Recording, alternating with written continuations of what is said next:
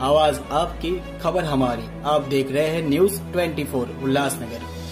पाडायचाय गद्दारांना गाडायचाय। धर्मवीर आनंद दिघेंचा हा ठाणे जिल्हा आहे आणि या ठाणे जिल्ह्यातला कल्याण मतदारसंघातून संपूर्ण महाराष्ट्राला एक शिवसेना ठाकरे गुट के कल्याण लोकसभा क्षेत्र की उम्मीदवार वैशाली दरेकर के प्रचार के लिए शुक्रवार को उल्लासनगर कैंप के 4-5 परिसर में एक प्रचार रोड शो का आयोजन किया गया। इस प्रचार रोड शो में बड़ी संख्या में कार्यकर्ता शामिल हुए। शिवसेना के ठाकरे गुट, शरद पवार की एनसीपी और कांग्रेस पार्टी, आम आदमी पार्टी के कार्यकर्ताओं और नेताओं ने दरेकर के प्रचार में भाग लिया। कैंप 4 ओटी सेक्शन चौक से रथ यात्रा के साथ बाइक रैली का आयोजन किया गया था। मराठा सेक्शन, मेन बाजार, वीनस चौक, नेताजी चौक, गांधी रोड, कैंप 5 स्थित लाल चक्की, मठ मंदिर चौक, 5 नंबर ओटी सेक्शन, कैलाश कॉलनी पर रैली की समाप्ति हुई। आम्ही रॅलीमध्ये लोकांचाही उत्साह बघतोय। आमचे कार्यकर्ते तर आहेतच, परंतु लोक उत्स्फूर्तपणे स्वतःहून पुढे येतात, आमचं स्वागत करतायत आणि इतकं प्रेमाने स्वागत करतायत की मला खात्री आहे की मशाल ही निशाणी घरोघरी पोहोचलीच आहे।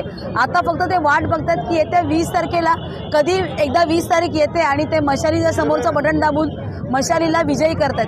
त्यामुळे मला पूर्ण खात्री आहे की उल्हासनगरवासी आज जे मला भेटतात त्यांचा आनंद द्विगुणित झालेला आहे। त्यांना त्यांचा उमेदवार समजलेला आहे आणि शक्यता आहे यावेळेला पूर्णपणे खात्रीच आहे की परिवर्तन हे नक्की होणार।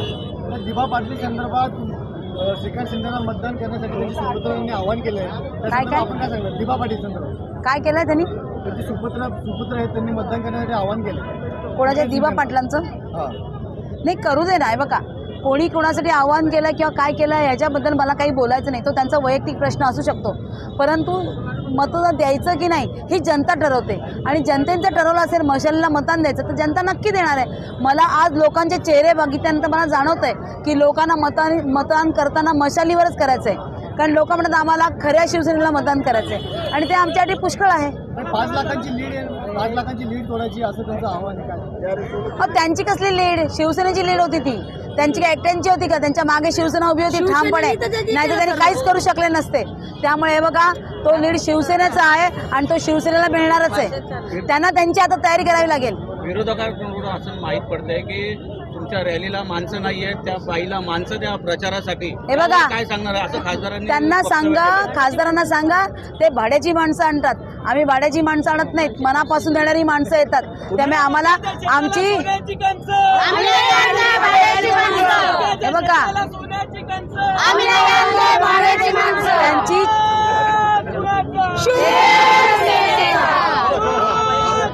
त्यांची आव्हान असतील।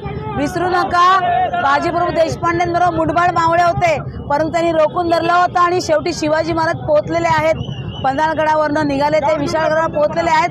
त्यांना खात्री आहे आम्हालाही की आमचे जे शिवसैनिक आहेत ते कमी असो जास्त असो की ते निष्ठावान आहेत, त्याला जास्त महत्त्व आहे। श्रीकांत शिंदे म्हणाला तुम्ही आमची काळजी करू नका, स्वतःची काळजी करता, तुमची नौका आता डुबणार आहे।